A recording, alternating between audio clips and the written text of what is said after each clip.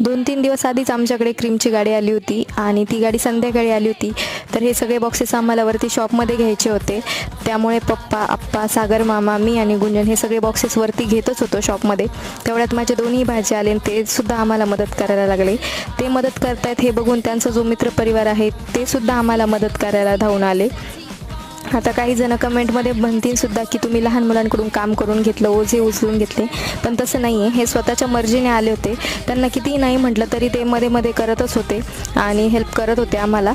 एक वेळेस मोठी माणसं हेल्प करताना विचार करतील, पण लहान मुलं अगदी निस्वार्थपणे आम्हाला मदत करत होते आणि त्यांच्या मदतीने आम्ही पटपट बॉक्सेस लावून घेतले आणि आमचा सगळा माल लावून झाला होता आणि ते सुद्धा थोडेफार थकले होते. त्यामुळे सर्वांना एक किटकॅट ब्रेक तो बनताय म्हणून सगळ्यांना किटकॅटसुद्धा आम्ही दिली आणि ते सगळे खूप खुश झाले. तर आजचा हा व्हिडिओ कसा वाटला तुम्हाला एक कमेंट करून नक्की सांगा.